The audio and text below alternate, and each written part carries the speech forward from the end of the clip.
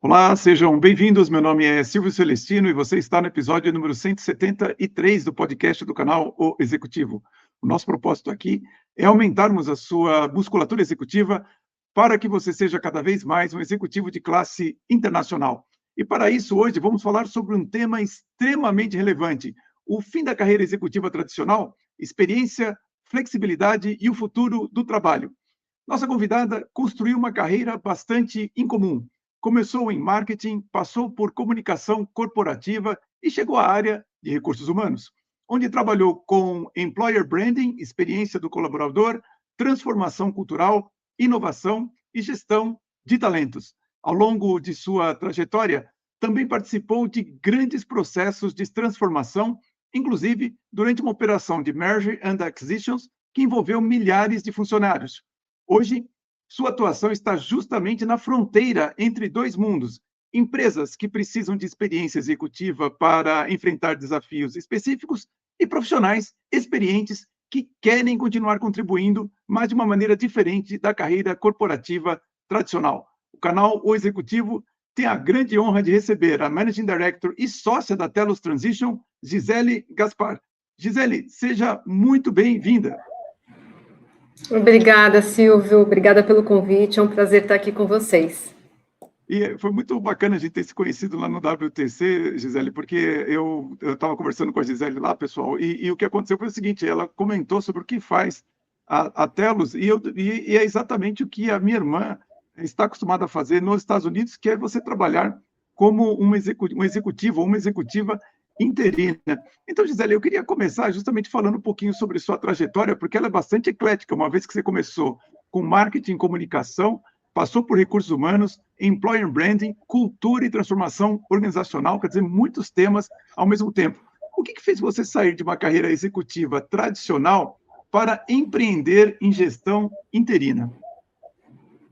Então, vamos lá, Silvio. Eu acho que, independente de ter atuado em várias áreas, eu acho que sempre tinha um fio condutor que me guiou, né? Eu sempre tive um olhar muito voltado para a estratégia. Sempre eu brinco, né, que eu uso muito a expressão que deu origem à série. Eu sempre tento entender o cenário de uma forma mais ampla, para aí depois realmente fazer o cascajamento do que for necessário de uma forma mais coerente, né? Então, esse olhar estratégico sempre me acompanhou, independente da área, independente de ter atuado com marketing, com comunicação corporativa, e depois, nos últimos anos, do mundo corporativo com RH, sempre essa foi atuada, né? A minha experiência em RH, por exemplo, foi muito para levar o olhar de business, o olhar de estratégia de negócio para dentro do RH. Então, eu não era responsável diretamente pelos subsistemas de RH, navegava por eles, mas era muito para trazer este olhar mais realmente de negócio, de empresa para dentro da área, né? E o que me fez sair, depois de mais de 25 anos de mundo corporativo, o que me fez sair? Me fazem muito essa pergunta, e eu, de fato, o que eu costumo falar eu não sabia exatamente o que eu queria, mas eu sabia o que eu não mais queria, né? Isso me ajudou bastante na decisão. E as coisas aconteceram muito de forma natural. Quando eu saí da minha última empresa, há mais ou menos 6 anos, eu conversando com um grande amigo de muitos anos, que é meu sócio hoje, ele já era sócio da Telos na época, e ele me convidou para participar de algumas reuniões, para dar um pouquinho do meu olhar, enfim, e assim começou minha trajetória de empreendedora. Fui convidada a ser sócia da Telos. Foi até engraçado, porque ao me convidarem, você quer ser sócia? Eu falei, sim, mas o que eu tenho que fazer? Porque essa nunca foi a minha realidade, né? Eu sempre fui CLT, do mundo corporativo, eu não preparei o famoso plano B, então as coisas aconteceram de uma forma muito natural. E a partir desse momento eu comecei a empreender, sendo sócia da Telos, né? E comecei a mergulhar nesse universo da gestão interina, universo esse que eu sou apaixonada, a gente vai falar um pouquinho ao longo da nossa conversa, porque eu acho que para mim, particularmente, dá uma amplitude de atuação muito grande. E eu gosto disso, eu gosto desse olhar plural para as coisas, né? Eu não consigo me ver numa caixinha única. Talvez isso é um dos pontos que me fez olhar para fora do mundo corporativo, e eu tive a grata surpresa enfim, acho que nesses momentos a gente vê como é importante a gente cultivar os nossos relacionamentos, né, que a gente adquire ao longo da carreira, porque foi desse relacionamento, né, de mais de 30 anos aí, que eu conheço o Emanuel, que surgiu o convite para não só ser sócia, mas para embarcar numa outra experiência que eu diria que vale muito a pena que todos possam ter a oportunidade de experimentar o empreender, né? Seja empreender fora ou dentro, mas ter esse olhar realmente diferente, né? Então, foi um pouquinho, de forma resumida, esse que foi o meu caminhar, e por isso que eu cheguei aqui na Telos. Nossa, Gisele, mas a sua resposta é tão rica, porque, assim, me faz pensar muito em vários pontos que você levantou, né? Primeiro, uma certa dificuldade mesmo do RH entender o que é ser estratégico. Se fala muito essa expressão, mas eu percebo que não só o executivo de RH, mas o executivo de muitas áreas não tem noção exatamente do que significa isso. Segundo, eu acho que é importantíssimo realmente você manter o seu networking muito ativo, para quando você tem uma oportunidade de realmente sair da carreira que você está, você ter pessoas que queiram você, que conheçam você, acima de tudo. E terceiro, um ponto que eu acho fundamental, que é quando você tem uma longa carreira executiva e decide empreender, de fato, a forma mais segura é você começar com um empreendedor que já é seu amigo, que já te conhece há algum tempo, e que você já começa com uma empresa que já tem clientes, já tem alguém que sabe exatamente como que é a vida de um empreendedor, né? E acho uma humildade muito grande sua perguntar o que é para eu fazer aqui como sócio, que realmente, assim, eu olho e falo assim, poxa, é incrível, né? A maioria das pessoas não tem, às vezes, essa humildade, aliás, para muitas posições, não só como sócio, e acabam fazendo aquilo que acham que é ser ou estar naquela posição e acabam ou sendo incompletos ou então fazendo coisas a mais do que deveriam. Agora, só para eu ter certeza, você começou, então, na Telos no meio da pandemia? Eu comecei na Telos por volta de fevereiro, março do ano da pandemia. Eu saí da última empresa em janeiro, um mês antes de ser anunciada a pandemia, quer dizer, já existia toda a situação lá fora, mas, enfim, foi anunciado entre fevereiro e março, e exatamente neste momento eu ingressei na Telos. Nossa, mas que coragem! Pois é, mas como eu falei, as coisas aconteceram de uma forma tão natural. Imagino. Enfim, acredito muito em energia, e eu acho que as coisas que têm que ser, vão ser. Não foi escolhido o período, não foi escolhido o movimento, mas as coisas aconteceram de forma natural, né? De forma natural. E eu acho que o que mais eu observo, né, da transição, de executiva do mundo corporativo para um papel de empreendedor, é que, de fato, aquilo que eu comentei inicialmente, né, a possibilidade que você tem de ser você mesmo e de descobrir skills, competências, enfim, que nem mesmo você se dava conta, porque quando a gente está no mundo corporativo, a gente se perde um pouco, né? A pessoa física se mistura com a empresa, então você não sabe exatamente, de fato, o que é seu em termos de conhecimento, o que é da empresa. E quando você se vê sozinha numa situação como essa de empreender, porque é um movimento mais solo, aí você tem que colocar todas as suas cartas na mesa. Você tem que tirar tudo, tudo que você sabe, que você aprendeu ao longo da sua carreira. E ali eu acho que você se descobre. Ali você, de fato, vê como nós somos plurais, né? Então é um movimento muito, muito rico.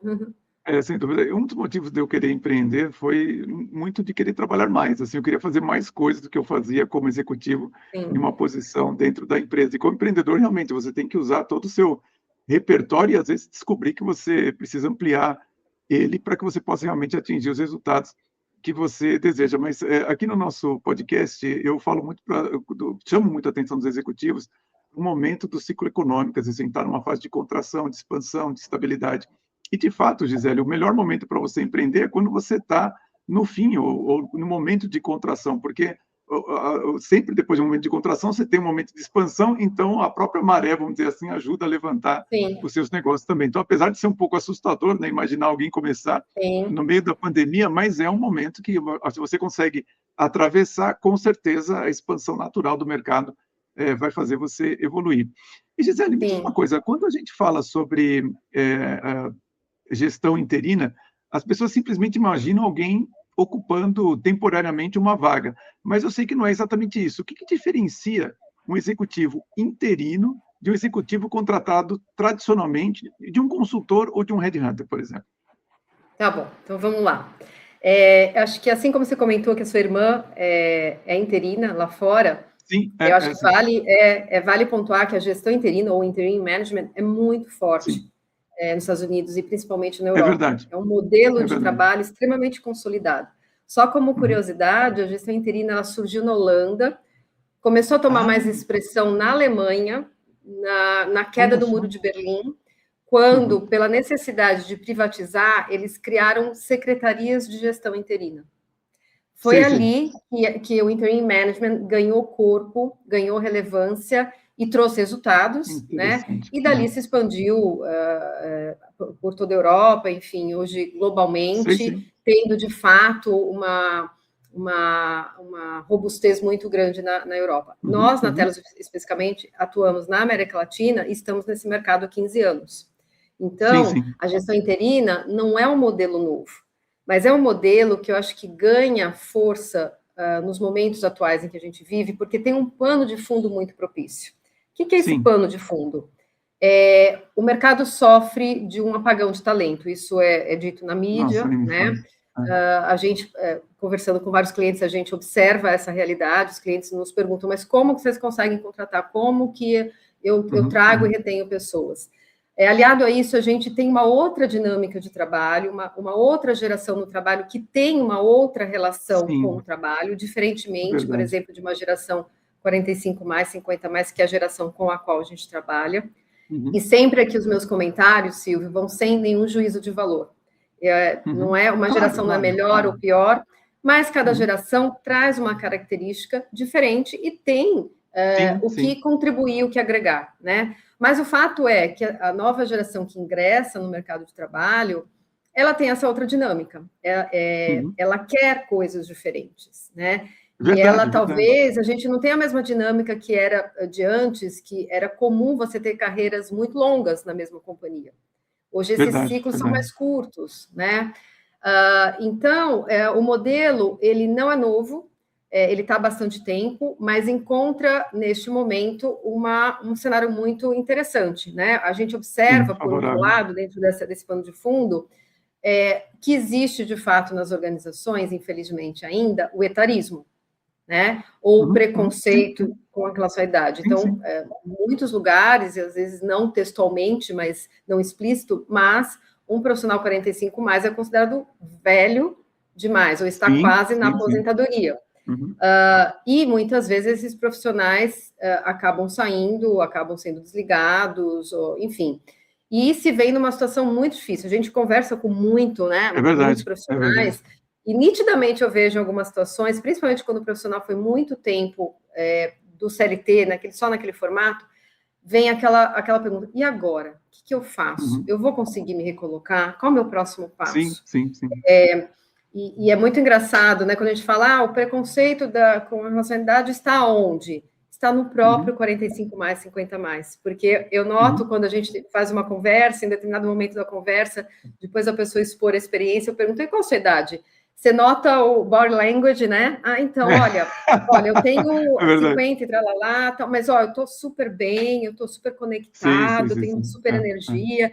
Então, o preconceito está já ali, né? E hoje a gente sabe que um 50 mais não é como um 50 mais de anos atrás.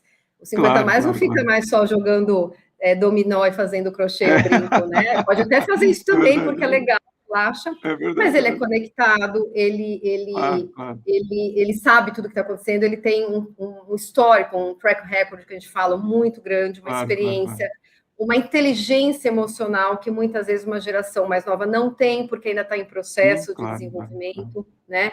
E é isso que as empresas procuram, mas talvez sabem que precisam, mas tem a questão do etarismo, então cria-se essa dicotomia, né?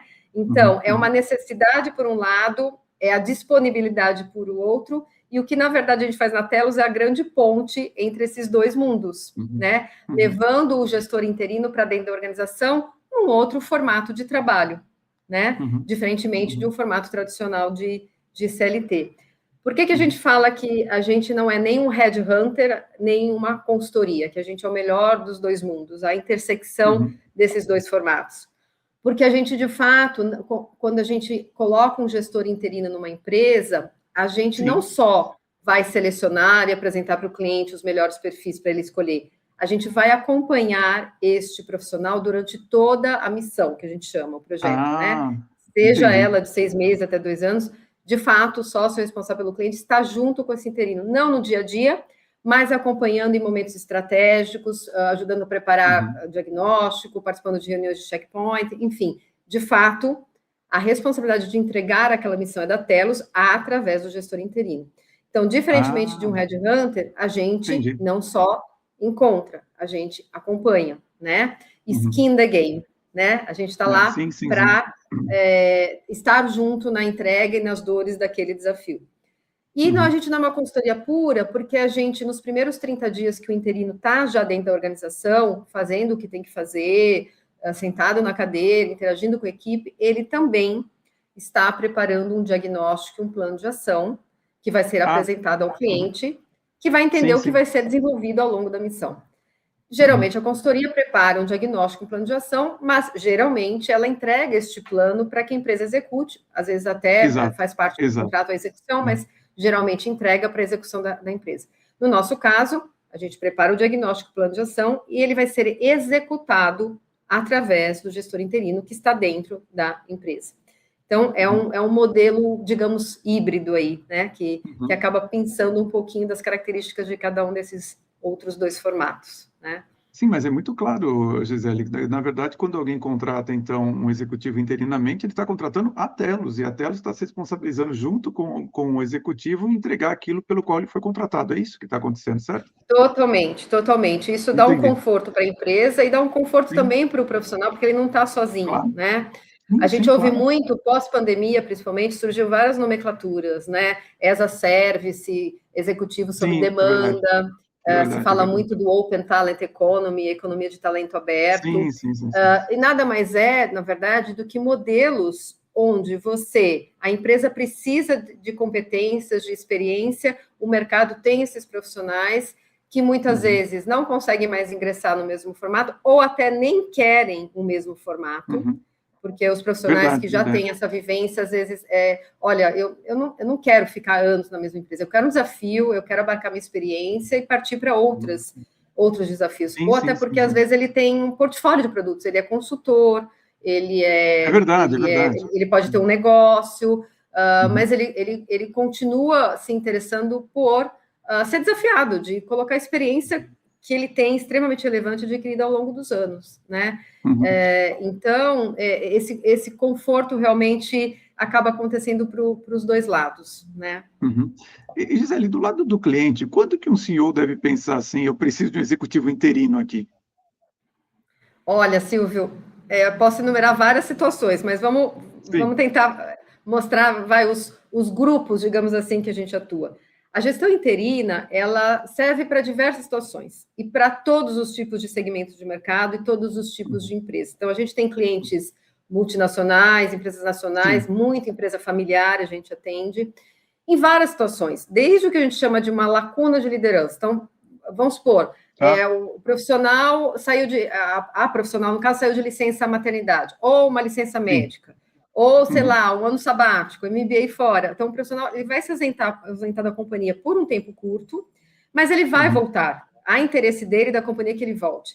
Mas, naquele momento, não tem uma pessoa pronta para assumir aquela cadeira que ele tá deixando, com as competências necessárias. E também, não é o caso de contratar alguém, porque é um período curto, essa pessoa vai voltar. Mas a empresa não pode deixar aquela vaga em aberto. É um exemplo de gestão interina.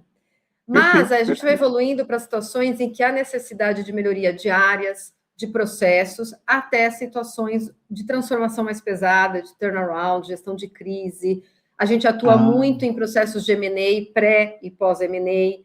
A gente não é uma boutique de M&A, mas quando a empresa passa por um M&A, geralmente o que acontece? Além da boutique, é deslocado uma equipe da empresa para tocar aquele processo, né? O que acontece é que não faz nem bem a sua atividade, nem bem o M&A. Esse é um caso de um profissional interino que, vamos supor, se é um CFO, que muitas vezes toca um M&A, a gente vai colocar um CFO que já fez M&As ao longo da carreira. Ou é um CFO, mas a empresa está em RJ, eu vou colocar um CFO que já fez RJ ao longo da carreira, ou está em negociação de negociação de dívida. Então, é sempre o profissional com os skills necessários da cadeira, mas que já tenha vivenciado aquela situação, né? Então, como eu disse, são N tipos de situações em que a gente pode atuar. Sim. Área financeira, supply, RH, jurídico, comercial, e por aí vai, né? Sempre quando não há a competência necessária naquele momento, e quando não dá para esperar um tempo tradicional, às vezes um tempo de recrutamento pode levar meses, né? E a gente trabalha com gerência sênior e C-level. Então, processos de recrutamento desses níveis geralmente são mais morosos, mais demorados, por conta da própria natureza. Na Telos, a gente aloca em até 2 semanas um executivo sênior para a missão.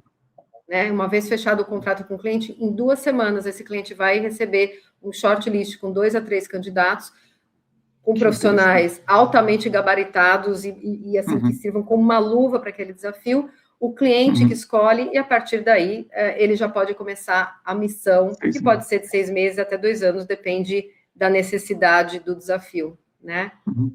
Mas, Gisele, assim, é interessante porque quando você começou a dar a resposta, você começou a falar das situações mais positivas, né? Fusões, aquisições, etc. Mas aí você falou de uma situação que está explodindo no Brasil, que são recuperações judiciais. Então, realmente, um executivo interino pode ajudar a empresa, inclusive em momentos de crise, que normalmente são momentos que, às vezes, o CEO não pensa assim, olha, precisa de uma pessoa nova aqui, porque ele está preocupado com a contratação, como é que ele vai, os custos envolvidos, e, na verdade, esse seria um caso que hoje tem muitos exemplos de que poderiam ser resolvidos com um executivo interino. Infelizmente, tem muitos desses casos, né? Nós não somos uma empresa de RJ, não somos um escritório jurídico de RJ, então a empresa sempre tem esse suporte, mas quando uma empresa tem RJ, ela tem uma série de questões de gestão, ela tem um plano de ação para executar. Né? Então, precisa, de fato, de um olhar muito atento e de uma pessoa que tem experiência, porque geralmente são situações mais críticas, a empresa está em crise, os ânimos dos colaboradores estão exaltados, você precisa realmente apaziguar e ter um foco muito claro na execução desse plano. Então, este executivo interino que entra justamente para fazer este papel, interagir com a equipe, executar o que tem que ser executado, fazer os quick wins, enfim, fazer um trabalho muito focado, né, no processo. Ele já viveu RJs. Né? Ele já sabe como que é, o que tem que ser feito, né? E a gente tem outras situações também, assim, daria aqui, Silvio, para ficar um tempão contando os vários casos que a gente tem, mas situações, por exemplo, a gente teve um cliente, era também um CFO, eles tinham um CFO, o CFO saiu repentinamente da organização por questões pessoais, e eles tinham uma situação, eles viram uma situação, bom, mas essa empresa estava em M&A, né? E o CFO estava encabeçando o processo de M&A, então eles se viram numa situação bastante difícil. E eles tinham um gerente sênior que estava sendo preparado para assumir essa posição, mas ele não estava pronto ainda, né? Então eles nos procuraram justamente, olha, eu acho que é o caso de uma gestão interina, de um CFO para esse momento, mas a gente tem uma preocupação. Se eu colocar o meu gerente sênior, tem por volta, acho que ele tinha 43, não lembro, por volta, arredondando, 45 anos. Se eu colocar um profissional interino nessa faixa de idade, esse meu profissional, ele vai se sentir ameaçado. Eu falar, mas por que não me promoveram? Por que não eu? Colocar outra pessoa para tirar do meu lugar. E não era essa a situação. Eles precisavam de uma experiência mais robusta, assim, naquele dia. Não era daqui um ano, quando talvez eles estivessem mais preparados. Então, eles pediram, olha, vocês podem alocar um profissional mais maduro? Então, a gente colocou um profissional de 60 anos, nesse caso, porque altamente experiente, então ele entrou, fez o que tinha que fazer, ele acelerou o aprendizado, a curva de aprendizado desse gerente sênior, porque ele ia executar a missão, ele ficou por 1 ano, né? Ele ia executar aquela missão de dar andamento ao processo de M&A, enfim, cuidar da área financeira como CFO, e interagir com a equipe. Então, o interino, ele não só entra para plug and play, a gente fala, né? Para a partir do primeiro dia já injetar a sua experiência e fazer o que tem que ser feito, mas ele tá trabalhando com equipe, ele é um funcionário como outro qualquer, a diferença é que ele tem um mandato muito claro, né? E uma missão muito clara. Então, ele está fazendo todo o processo de transferência de conhecimento também para essa equipe. Então, ele acelera o amadurecimento da equipe também. Então, são digamos, as outras camadas que acabam vindo juntamente com... Não é só... O gestor interino não é um temporário para tapar buraco. Ele entra com experiência, ele entra com metodologia para fazer isso, né? Sabe, o que eu acho, Gisele, enquanto você falava, eu estava pensando aqui, o quantas vezes eu já peguei para fazer coaching executivo com profissionais que tinham que lidar com situações, por exemplo, de RJ, então fazer coisas que exigiam domínio emocional que a pessoa ainda não tinha, mas porque não tinha experiência de ter passado por aquilo, e que seria realmente muito mais adequado um executivo interino, uma vez que essa pessoa faltava realmente um pouco mais de musculatura executiva, como eu digo, para lidar com aquela situação específica. Ele não era alguém que a empresa iria descartar, alguma coisa assim, mas ele precisaria realmente, naquele hiato, vamos dizer assim, de uma ajuda, de um suporte de alguém mais experiente. E aí me veio uma pergunta que é o seguinte: quando um executivo, mesmo quando ele já tem uma certa experiência e ele deseja, por exemplo, fazer uma carreira em uma empresa, em geral, esse executivo ele tem uma certa mentalidade. Olha, eu quero chegar lá, entrar, ficar muito tempo e tal. Mas qual é a mentalidade que o executivo tem que ter para ser um executivo interino? O que muda nisso? Porque eu adoro essa pergunta, Silvia. Eu adoro essa pergunta, porque essa pergunta vem muito, né? Não, eu escuto muitas pessoas, mas o que eu tenho? Tem alguma formação que eu preciso ter para ser gestor interino? Eu tenho que pagar alguma coisa para vocês, Telos, para ser um gestor interino, né? Vocês são uma agência que contrata e vai me recolocar? Não, nada disso, né? Sim. Eu diria o seguinte, evidentemente, como a gente trabalha com profissionais 45+, a gente já parte do pressuposto que existe uma experiência técnica, né? Exato. Então, claro, ele precisa de vivência técnica, de conhecimento técnico da sua área de atuação, né? Ele precisa da famosa inteligência emocional, que acho que só o tempo traz. Sem dúvida. De entender que as situações, elas nem sempre são 2 mais 2, 4, existem zonas cinzentas, existem necessidades realmente de você entender, né, a questão política da organização, enfim, não basta só conhecimento técnico, que muitas vezes uma geração mais jovem tem de sobra, mas falta o que você falou, né? Ter passado por algumas vezes por situações que deram a ele um olhar muito mais profundo para o que quer que tenha que ser feito, né? Então, é uma conjunção desses aspectos, sem dúvida nenhuma, mas eu diria que eu uso um termo, a gente usa um termo na Telos, que precisa ter ego magro. Ego magro. Ou seja, é um profissional que não está preocupado com o título, com o glamour da posição. Sim. Eu vou entrar aqui como CFO Brasil, mas eu estou vislumbrando aqui uma possibilidade de ser o CFO Latam. Deixa eu ver como é que eu costuro, como é que eu conduzo isso aqui para ser o CFO Latam. O foco dele é carreira, o foco dele é na posição, não é na missão. Porque muitas vezes, tendo esse foco, ele pode deixar de fazer coisas importantes para aquela situação. Não estou falando coisas erradas, nada disso, mas ele pode priorizar essa outra questão em detrimento daquela entrega. Esta é a grande diferença do gestor interino. Ele está lá para executar o projeto, a missão, é foco na missão. Isso dá um nível de cirúrgico de eficiência, de velocidade bastante diferente, né? Ele pode até ficar, porque a gente tem casos em que os clientes contratam o gestor interino depois que termina esse mandato de gestão interino. Tem vários casos. Ele pode até ficar, e aí, claro, a gente vai ver se é interesse do profissional ou não, porque tem muitos profissionais que são categóricos em falar, eu não quero ficar, eu quero projetos, né? Eu acho que essa é uma tendência muito grande do mercado de trabalho, mas existe essa possibilidade. Então, eu diria, Silvio, que eu gosto muito desse termo, porque ele diz muito. E tem muitos casos dentro dos nossos projetos que, assim, a gente nem dá o título, então esse interino ele é um CFO interino. A gente às vezes nem dá os títulos tradicionais de mercado ou de cargo. Sim. Porque às vezes o desafio ele é tão mesclado que ele extrapola um pouco o território de um título. Sim, né? A sim, gente não precisa desse título. É claro que ele vai entrar com um mandato muito claro, com uma descrição muito clara do que ele tem que fazer, mas não precisa. Às vezes o título mais atrapalha do que ajuda, né? É verdade. Porque a gente foca realmente no desafio do cliente.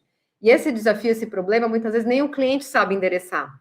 O cliente nos procura, assim, ele consegue detalhar os sintomas que ele tem, mas não está claro a raiz daquilo. Então, a gente ajuda muito, né? Como sócios são ex-executivos do mundo corporativo, a gente ajuda muito nesse início, antes de colocar o gestor interino, a tentar desatar o nó, entender de fato qual é a problemática para a gente ser mais assertivo na indicação do profissional e na condução da missão, né? Mas, Gisele, isso que você está falando, acho que dá umas ideias importantíssimas para os executivos, uma vez que, conforme a carreira vai evoluindo, a pirâmide vai afunilando. Então, se ele para de ter uma mentalidade na qual ele busca a carreira tradicional e ele começa a pensar por missão, ele acaba adquirindo a mentalidade certa para, por exemplo, abrir alternativas que a Telos abre para uma carreira já na maturidade. Acho que isso é um ponto fundamental para o desenvolvimento, inclusive, sem dúvida da carreira nenhuma. executiva, não? Costumo dizer que a gestão interina pode ser uma grande rota de carreira, né? Sim, sem dúvida, sem dúvida. Mas é importante que o profissional esteja aberto para olhar outros formatos, né? Se fala muito no mercado em carreira portfólio. Nós, profissionais, temos um portfólio de produtos. Eu não sou uma diretora de RH, uma diretora de marketing, um CFO só. Eu tenho todos esses skills, as entregas desse meu título, que me acompanhou ao longo da trajetória, mas, assim, se a gente for pôr no papel tudo aquilo que a gente sabe fazer, por isso que eu falei no início, nós somos plurais, e transformar isso em produtos, esse é o meu portfólio. Né? Como é que eu vendo isso tudo? Eu posso vender como consultoria, eu posso vender como gestão interina, eu posso vender como CLT, eu posso vender com N formatos, como no mundo acadêmico. A partir do momento que a gente se permite abrir este portfólio de produtos e endereçar isso ao mercado, isso muda bastante a perspectiva, eu acho, para os profissionais. Sem dúvida, né? Sem dúvida. E muitas vezes profissionais que estão com longas carreiras no CLT, acostumados com aquele formato, se veem perdidos. Eu converso, como eu falei, com muitas pessoas, eu vejo, se eu pudesse fazer um gráfico, meu gráfico seria assim, que eu vejo dos movimentos. Eu saí, e agora? Nossa, perdi meu convênio, perdi meu carro, perdi meu computador, meu telefone. É uma sensação horrível que dá. Não que esse profissional não possa ter tudo isso por ele mesmo, mas é uma sensação de ter sido desnudado, né? E agora? Aí vem um pouco o vale do desespero, né? E agora? Nossa, eu tô com 50, e agora? O que eu faço? A pressão, às vezes, da família, da sociedade, nossa, perdeu aquele título, tal. Vem o vale do desespero. Aí começa a interagir, às vezes começa a fazer outplace, começa a acionar o network, começa a ver uma série de possibilidades. Nossa, eu posso fazer isso, posso fazer aquilo, conversei com tal pessoa, minha experiência pode ajudar em tal coisa, começa a abrir, vem o deslumbre. E aí depois vem o olhar estratégico. Vamos separar o joio do trigo e ver o que de fato eu posso fazer e me preparar estrategicamente para isso. Então, é muito nítida essa curva que a gente observa nos profissionais, né? Sem dúvida, Gisele. Inclusive, um dos temas que eu mais me preocupo quando eu falo sobre o desenvolvimento da carreira executiva é eles aprenderem a ser investidores também, porque a única coisa que vai dar mais tranquilidade para eles na maturidade é ele ter certeza que aquilo que ele ganhou, ele preservou grande parte para que ele possa manter o padrão de vida, né? Acho que a coisa mais complicada é isso, e aí, nesse caso, é complementar, né? Ele ter essa ideia de investidor e, de repente, ser um gestor interino. Agora me veio uma pergunta que nós não combinamos antes aqui. É o seguinte, por exemplo, a minha irmã nos Estados Unidos, eu estou usando ela muito como exemplo, porque é quem eu vejo, ela gosta muito de ser gestora interina, entre outros motivos, porque ela ganha mais nessa modalidade. A remuneração, ela é semelhante, ela é menor, maior do que um executivo que está na posição? Você pode falar sobre isso para nós? Posso, e acho que tem várias nuances aí. Primeiro, acho que até um gancho com o último ponto que a gente falou, e indo para esse, eu acho que, assim como o profissional tem que estar aberto para outros formatos, ele também tem que estar aberto para outros tipos de remuneração. A gente observa muito, às vezes, principalmente profissionais que saíram numa posição muito elevada, que estão há muito tempo na empresa, e aí foram conquistando, né, aumentos salariais. Esses profissionais muitas vezes saem, não, é isso que eu quero para cima. E ok, isso pode acontecer, mas nem sempre isso acontece. E se isso acontecer, isso não deve ser um fator de desmotivação e um fator que ele tem que colocar como condição única. Ah, não, se não for assim, não quero. Por quê? Muitas vezes ele não vai conseguir mais, justamente porque ele ficou muito tempo, né? Mas isso não quer dizer que ele não possa fazer uma composição, digamos assim, de formatos, né? Então, sei lá, é um investidor anjo, ele é um consultor, gestor inteiro, ele pode fazer composição e chegar naquilo ou muito mais, ou talvez não chegar naquilo. Eu acho que o ponto aqui a gente precisa se desvencilhar também dessa questão, porque também toda a questão tema remuneração está mudando muito dentro das organizações. Sem dúvida, né? Sem dúvida. Então, isso não pode ser uma trava para esse profissional olhar outras coisas. E ele não pode se sentir desmerecido se ele não conseguiu, logo de cara, aquele patamar altíssimo que ele verdade. Pode ser que não vai ser mais isso. E aí eu acho que entra muito o ego magro. Ele tem ego magro para entender isso, que isso pode ser uma reconquista, né? Mas não pode travá-lo, né? Para não, só se for assim. Eu já vi várias situações em que só se for assim. Outro dia eu li uma matéria muito interessante de um headhunter que fala que o principal ponto que faz com que profissionais de alto nível muitas vezes não consigam se colocar é o nível de arrogância. Né? A arrogância no aspecto técnico, no aspecto financeiro. Então, é preciso, sim, valorizar a sua experiência, a sua história, sem dúvida nenhuma, mas saber que talvez em alguns momentos ele vai ter que flexibilizar, né? Dito isso, assim, como que Oi, desculpa, pode falar. Por favor. Não, pode terminar, pode terminar. Dito isso, como que a gente conduz o processo na Telos? Quando a gente recebe uma demanda de um cliente, a primeira coisa a gente vai entender, então, o que é? Sei lá, é um diretor de RH?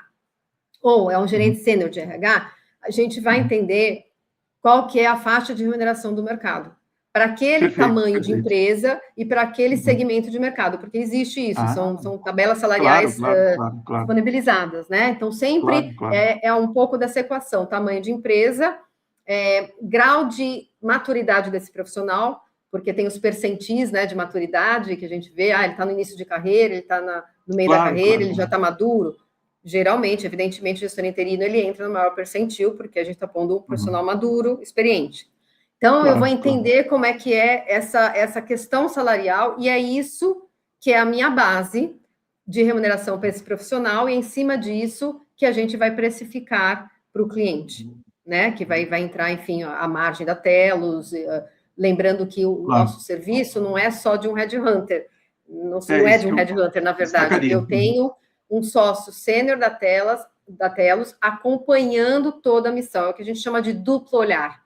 É o olhar do interino que está ali no fogo cruzado e é o olhar do sócio que entende o cliente, entende o que o interino está fazendo, mas a gente tem a visão neutra, a visão de fora. Isso ajuda muito a própria condição do interino e muitas vezes até o sócio, nós somos convidados a participar do board ou até ajudar a formar um conselho, porque a gente entende o que está acontecendo ali, então a gente acaba abarcando duas grandes experiências na missão, do interino e do sócio, que está o tempo todo, até o final da missão, até a entrega do relatório de conclusão, ele está junto, né? E é toda essa camada extra de serviço que entra na precificação para o cliente, mas a gente sempre toma esse cuidado de como é que a gente vai conduzir a remuneração do profissional, né?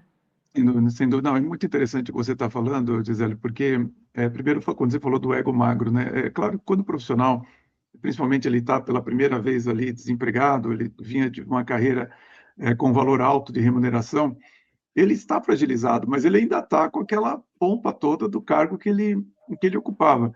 E já aconteceu para mim, e claro, eu com muito respeito, tive que procurar explicar para o profissional isso, né? Porque ele olhava as propostas que chegavam para ele e não era o 100% ali que ele queria, era, sei lá, 60%, às vezes menos até do que isso. E você tem que explicar para ele que a remuneração dele no momento é zero, não é aquela que ele estava tendo, e que é mais até é muito mais recomendável ele procurar ter uma outra recolocação, ganhando alguma coisa, tendo alguma renda, do que ele estar com zero de renda. E fazer o processo de conquista, né? De escalar isso, Mas sabe que tem um viés também, Silvio, interessante, do próprio que a gente falou do etarismo, do preconceito das organizações. Eu já ouvi clientes numa fase inicial, quando a gente começou a conversar, então, eu cheguei até vocês, eu quero ver como é que é a gestão interina, porque eu acho que é mais barato, né? Porque vocês trabalham com profissionais 50 a mais. Então, aí você vê como existe o preconceito. Porque é um profissional 50 a mais, é o senhor estagiário, sabe? Ele vai custar mais barato, tá porque já que ele não conseguiu né? nada, não é nada disso. A gestão interina, ela não é mais barata. Não é eu valorizo, eu estou colocando experiência. Eu estou colocando experiência muito rapidamente, em 2 semanas, com modelo de acompanhamento, quer dizer, é um pacote de serviços muito robusto. E o profissional experiente, ele tem muito a agregar, muito a agregar. Ele entrega muito. Desde a experiência, até aquela coisa, eu brinco, né, que o interino é o MacGyver. Para quem é da nossa faixa etária vai lembrar. Então, o que é o MacGyver? Ele vai entrar, ele vai fazer uma bomba, não um bom exemplo, mas ele vai fazer uma máquina com clips e um barbante. Ele se vira nos 30, né? Não quer dizer que a gente solta o interino lá, que ele entra sem respaldo, não é isso. Mas ele vai, de fato, a famosa frase, assim, já batida, entra no jogo jogando, é verdade. Ele entra já com eu tô junto, vamos junto. Então, olha, o desafio é esse, mas mudou, agora não é mais assim. Vamos junto trilhar esse caminho e ver o que pode ser feito. Então, existe uma maleabilidade muito interessante nesse profissional. Sim. Né? E isso faz uma diferença absurda. Né? Absurda, que também tem muito a ver com o ego magro, né? Essa maleabilidade. Tamo junto, vamos fazer o negócio acontecer, né?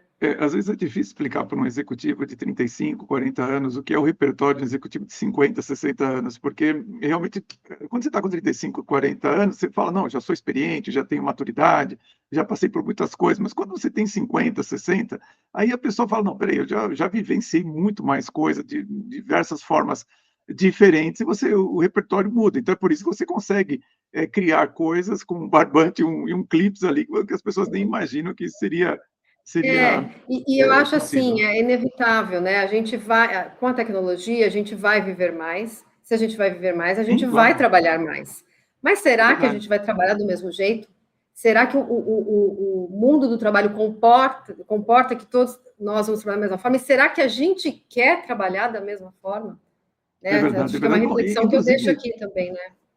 Inclusive, né, Gisele, com o uso de inteligência artificial, o executivo ele é um trabalhador intelectual. E a inteligência artificial ajuda muito, né, a você estruturar, colocar suas ideias de uma maneira que até então não era possível, demorava muito tempo para você realizar. Então, hoje, um executivo que sabe usar bem a inteligência artificial com o seu repertório, portanto, o executivo mais maduro, que tem muita experiência, consegue extrair coisas assim, muito sem dúvida, e já é empresa. Comum se falar, né, que a IA depende muito assim, do prompt, depende do olhar humano. Então, se você não tem repertório, você não consegue lapidar o que a IA te traz. É só o repertório que faz isso, né? Inclusive, Gisele, eu fiz recentemente uma experiência curiosa, que eu pedi, enfim, eu tenho alguns parceiros comerciais, eu pedi para uma executiva resolver um problema que eu sabia como resolver com inteligência artificial, mas eu queria, na verdade, ver se ela lembrava de usar a inteligência artificial. E você vê, uma pessoa nova, uma pessoa que, na minha visão, deveria se tocar disso, mas ela falou que não dava, porque o sistema da empresa não permitia fazer aquilo. E eu falei, puxa, ela não percebeu que esse documento aqui, se você jogar na inteligência artificial e pedir para ele mudar só aquilo que precisava ser mudado, ela faria e entregaria aquilo que eu precisava mandar para o cliente. Então, eu acho curioso justamente isso, quer dizer, quem está com mais experiência hoje está achando mais interessante o uso da inteligência artificial, às vezes, do que o executivo mais novo, porque ele ainda tem aquela mentalidade, não, o sistema é assim, isso aqui não dá para mudar, aquela coisa toda. Mas ou então a IA trouxe assim, a IA trouxe assim, não, mas não quer dizer que é verdade absoluta, você precisa realmente, né, ter parcimônia para avaliar isso, né? É mais importante ainda, se você não supervisionar a IA, você vai dar respostas assim, erradas, se não absurdas, às vezes, do que você deveria entregar para o cliente. Gisele, uma coisa importante aqui, que a gente não falou muito, mas que é um tema fundamental aqui para o executivo. que é sobre liderança. Eu queria saber, você, aí como líder da Telos, como que é o seu estilo de liderança? Você tem algum líder de referência? Como que você desenhou a sua liderança na empresa? Olha, eu sempre acreditei muito, eu sempre fui uma líder mais, digamos, de bastidores, se é que eu possa usar esse termo, né? Sim, claro, sim, Para mim, sem dúvida. o famoso líder servidor, enfim, tem as Sim, claro, nomenclaturas gosto aí. muito. Eu sempre gostei de desenvolver pessoas. Sempre Uhum. foi eu sempre valorizei muito relações genuínas. Uhum. Nunca tive tanto lado político, né? Sei, sei. Claro, em organizações onde tem ser humano tem política, mas para mim tinha Claro. muito mais valor, de fato, evidentemente, a entrega, mas a Uhum. entrega Claro. feita através da união do grupo, do crescimento do grupo, Sei. de uma forma mais leve. Eu sempre entendi, acreditei nisso, por questão de índole mesmo, né? Não conseguiria Sim, ser sim, sim, sim. diferente, né?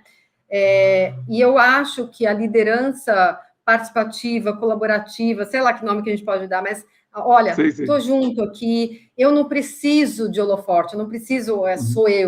sou eu. É de fato se preocupar realmente em entregar o que tem que ser entregue de uma Sem forma dúvida. justa, de uma forma leve, de uma forma, né? A Uhum. gente vê tantos casos, né? Que burnout, líderes tóxicos. Isso para É mim verdade, sempre tem foi muito. meio inconcebível, né?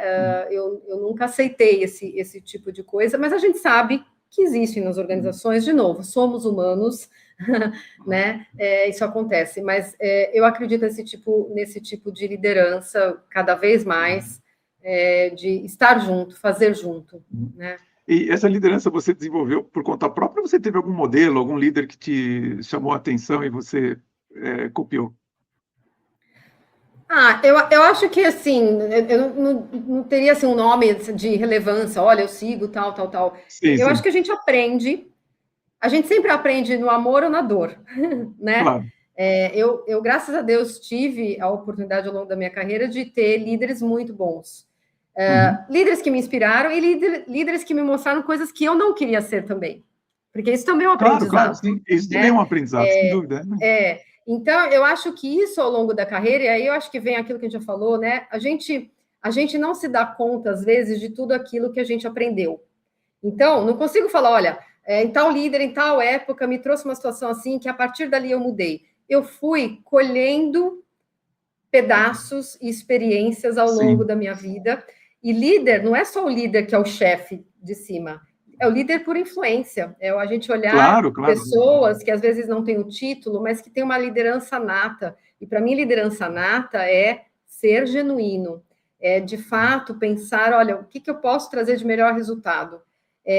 Não é pensar no seu umbigo. Claro, a gente está na Uhum. empresa, você quer galgar posições, às vezes, dependendo da empresa que você está, você precisa entrar num jogo político violento, uma concorrência violenta. Às vezes você se depara com esse tipo de situação, né? Mas se você Uhum. tem Uhum.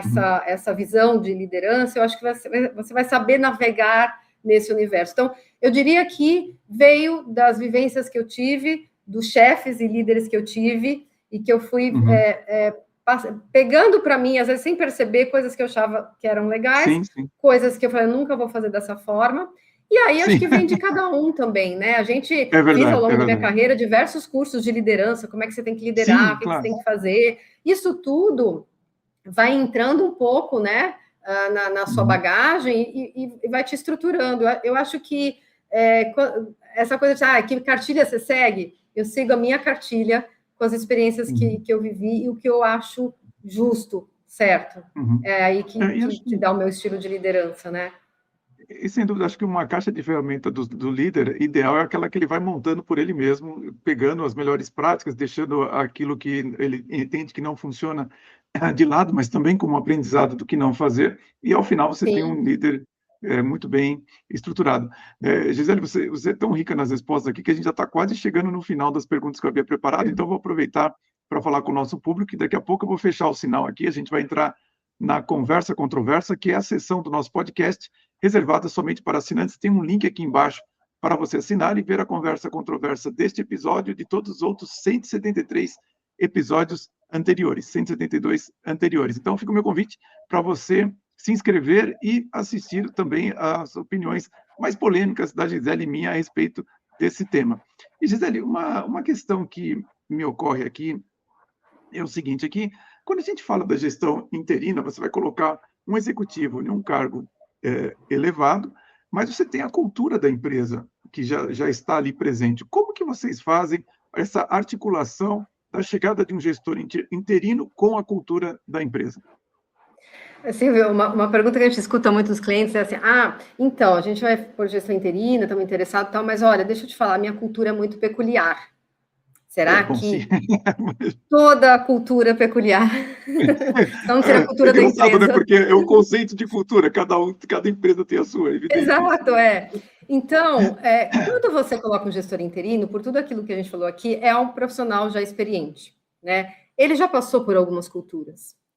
Ele sabe, ao entrar, é meio que uma leitura dinâmica, né? Deixa eu ver aqui quem são os stakeholders. Ele já sabe um pouco, né? De olhar, de bater o olho, o que está acontecendo, onde ele tem que ser mais cuidadoso. Ele já entra brifado também por nós, porque a gente tem um conhecimento prévio do cliente, existe uma conversa prévia, então, olha, o cenário é esse, olha, vai por aqui, toma um cuidado maior aqui. Mas o executivo experiente, ele já viu esse filme várias vezes, né? Então, ele vai ter o cuidado de, claro, entrar, fazer essa leitura dinâmica que eu acho que é inerente, com todo o cuidado de tomar as ações no seu momento certo. Então, o gestor interino não é aquele homens de preto que vão entrar para demarcar território e devastar tudo. Olha, tá tudo ruim aqui, eu vou vir para mudar tudo. Não, até porque a gente tem uma premissa, né? Como a gente também trabalha muito com empresa familiar, a gente tem muito isso de... É uma frase até que eu acho que é de um futurista que eu ouvi uma vez, honre seu passado, experimente no seu presente e mude o seu futuro.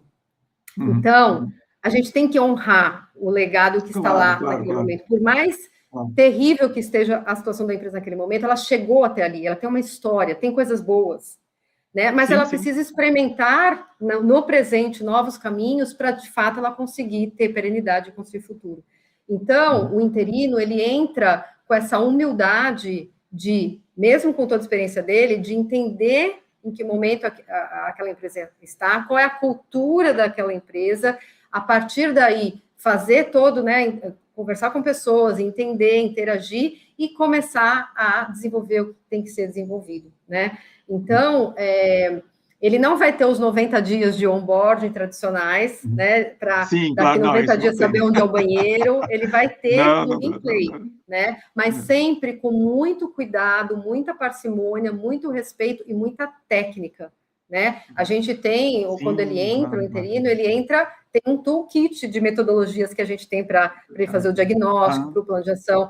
A experiência dele, ele vai poder fazer do jeito que ele sempre fez, porque ele é um experiente, mas a gente está abarcando também todo o material, toda uma retaguarda da Telos. Ele não está sozinho. Eu não estou lá indo para reunião com o cliente só para parecer que a Telos está aqui, ó. Não, a gente está, de fato, com toda uma retaguarda ali junto com ele, né? Bom, então você dá um treinamento também para o executivo antes dele assumir uma posição interina. Ele recebe, ele tem o onboard da Telos, entendendo a metodologia, entendendo as ferramentas que a gente tem, entendendo o que ele vai fazer ao longo da missão. A gente não engessa, porque, de novo, ele é um profissional experiente. Olha, eu costumo fazer diagnóstica assim, essa metodologia pode, mas temos também isso, talvez para esse cliente seja melhor isso. Então, tem também essa troca de experiências entre o sócio Telos e esse profissional para ajudá-lo na melhor condução da missão que ele está conduzindo, né? Entendi. Gisele, um CEO que está assistindo porventura o nosso podcast aqui, você poderia dar falando sobre do and don'ts, né? Uma coisa que ele tem que fazer quando ele pensa em ter um gestor interino e algo que ele não pode pensar em fazer quando ele pensa em ter um. O que seria? Eu acho que está, primeiro, nos chamar, mas estar aberto para conhecer o modelo. como eu falei em alguns momentos aqui, a gestão interina ela tem muitas nuances. Ela cabe em situações que a gente nem imagina, às vezes. Então, não é só em crise, não é só lá na RJ, no M&A. Sim, claro, Como eu falei, numa lacuna, num momento crítico. Por exemplo, agora a gente tem um cliente, uma posição de diretoria de RH que já estava descoberta há um tempo, o CFO estava interinamente cobrindo, já não dava mais para ele cobrir. E eles estavam aguardando a pessoa que vinha expatriada do grupo do México, mas precisava de mais 6 meses. Então, não dava mais para esperar, né? Então, é um caso de gestão interina. Você vê, não há uma grande crise, mas há uma situação desconfortável, não havia o foco necessário no RH, por questões óbvias, o CFO não tinha como. E essa pessoa expatriada ainda demorar um tempo para vir. Quer dizer, eu vou criar um gap, e a gente já teve situação exatamente igual, em que acabou acontecendo depois do interino, esse expatriado não veio porque mudou os planos. Não. E essa pessoa fez o mandato de gestão interina e acabou sendo efetivado. Então, percebe como é muito viva a organização. Então, a gente consegue ajudar em N tipos de situações. E sempre quando eu não tenho aquela competência naquele exato momento e eu preciso daquela competência naquele exato momento. Né? Eu diria que esse é o binômio que faz com que faça sentido ter esse gestor interino, né? Bom, Gisele, duas coisas. Primeiro, o nosso papel aqui é um papel de networking, tá? Então, se você me permite, eu vou deixar o link aqui para o site da Telos e também o seu perfil no LinkedIn, caso alguém queira entrar em contato com você. Tudo bem para você? Tá Podemos certo. deixar aqui. Tudo bem, tá claro. Legal. Não, e aí você respondeu uma pergunta minha que eu já tinha aqui na cabeça, mas que eu não tinha feito. Quer dizer, pode acontecer do gestor interino acabar ficando na empresa. Isso faz parte das possibilidades. Faz parte. A gente fala que é um grande test drive para os dois lados, para a empresa e para o interino, né? Porque muitas vezes a empresa sinaliza no início da missão, olha, eu tenho budget, eu tenho essa cadeira, posso contratar depois da missão? Pode, aí é uma conversa entre empresa e profissional. Isso, às vezes, acontece no decorrer da missão, não foi sinalizado no início, e, às vezes, ela é puramente interina, e a gente sempre deixa claro para o profissional, quando a gente vai contactar, olha, é interino, não há possibilidade alguma de efetivação. Olha, pode ser que o cliente ventilou a possibilidade de... É sempre uma conversa muito, muito transparente, né? Que a gente tem com o profissional. Não, bacana. E me diz uma coisa, quando a gente falou até muito rapidamente sobre a questão do repertório do executivo e a inteligência artificial, a tecnologia, nesse caso, eu fiquei pensando, claro, hoje a gente fala muito em inteligência artificial, mas no executivo, que porventura talvez tenha todo o repertório, mas não acompanhou toda essa evolução tecnológica, ou seja, ele tem o conhecimento, que é o que a empresa precisa, mas de repente ele entra lá e as ferramentas, talvez a tecnologia ele não está muito atualizado. Como é que faz nessa situação? Olha, a gente tem, na Telos especificamente, a gente implementou IA já há algum tempo, a gente tem agentes, e um dos agentes que a gente está trabalhando é justamente o agente pro interino, para ajudá-lo justamente, olha, a gente está com esse desafio aqui, talvez fosse interessante a gente implementar algum tipo de IA ou usar IA para algum tipo de análise. Então, a nossa própria experiência enquanto empresa Telos com IA, que é super positiva, a gente tem agentes cuidando de toda a jornada de gestão interina, muito interessante, mas sempre com o que a gente fala human in the loop, a gente está sempre à frente, nada sai sem ter o humano olhando isso. E todo esse nosso conhecimento que a gente adquiriu enquanto agentes para Telos, a gente está identificando como é que a gente pode ajudar, pegar isso e ajudar também o interino a utilizar isso, né? A dar um pouco da literácia, digamos, se não houver, né? Sim. Eu não entendi muito bem a sua expressão. Human in the loop, você falou? Eu não ouvi essa expressão. Human in the loop. Humano no looping. In the loop. Okay. Ou seja, a IA está correndo, tá? Vai já gerar um produto lá no final. Não, a gente entra o tempo todo para ver, olha, não é por aqui, é por aqui. É um cuidado que eu acho que a gente tem que ter sempre com IA, né? Que é o que a gente falou. Não basta a IA cuspir, você é assim, não. Você tem que lapidar as coisas, né? E olhando para o futuro, Gisele, assim, como que você vê, então, as empresas usando a gestão interina, a carreira do executivo no futuro, como que você vê isso, sei lá, daqui a 5, 10 anos? O que vai mudar? Olha, é difícil, né? Às vezes me perguntam, a CLT vai acabar? A gente vê que nada acaba, tudo se transforma, né? Tem um estudo muito interessante que eu gosto, assim, É evidente que a gente sabe o que é o futuro do trabalho. É a IA, cada vez mais, é toda essa questão tecnológica, é o trabalho remoto, eventualmente sendo discutido, novas profissões, outras profissões deixando de existir. Sim. Mas tem uma análise, um estudo muito interessante, ele é líder do Cloud, da Anthropic, Boris Sherby, acho que é esse o nome dele, que ele fala que o futuro do trabalho vai ser formado por 5 arquétipos. E tem as terminologias em inglês. É o prototyper, depois eu falo de cada um. Prototyper, vamos ver se eu lembro de todos. O builder, o sweeper, o grower e o mentor. O que quer dizer isso? Nós vamos ser, cada vez mais as organizações estão vendo a contribuição que as pessoas podem dar, não o cargo. Então, o prototyper é aquele perfil, aquele arquétipo, que é o que tem as ideias, que é o que busca inovação, que prepara os MVPs, é o que traz ideia, inovação. O builder é que pega essas ideias e começa a dar concretude para elas, né? Começa a colocar no chão aquela ideia. O skipper é aquele que... o skipper não, o sweeper é aquele que dá aquela organizada. Olha, então vamos tirar isso aqui, é demais, vamos tirar isso aqui tem mais valor agregado, tal. O grower é aquele que vai escalar o negócio. E o da manutenção é aquele que vai dar eficiência àquilo que foi a ideia, que foi construída, que foi escalada e que vai dar a sustentabilidade do processo. Esses são os perfis de contribuição. E o profissional, ele pode ter mais de 1, 2, 3 perfis. Então, o que se fala é que o futuro do trabalho está se desenhando para sair puramente de títulos, de cargos e para contribuição. Contribuição. Então, claro, não sei como é que isso vai se desenhar, né? Não sei, como é que é o CLT junto com o interino, junto com isso, mas a gente vê tendências, coisas acontecendo que aí vão formando formatos. Então, para mim, o futuro do trabalho é estar aberto para tudo que é aquilo que tem de novo hoje e a gente fazer o connect the dots. Então, como é que eu coloco tudo isso junto, põe no liquidificador, vou bater e o que vai surgir? E não existe futuro, né? Os futuristas falam muito isso. Não existe futuro, existe futuros, no plural. A gente que faz os futuros acontecerem, fazendo esse desenho, entendendo o que está acontecendo e costurando, né? Eu acho que é um pouco disso.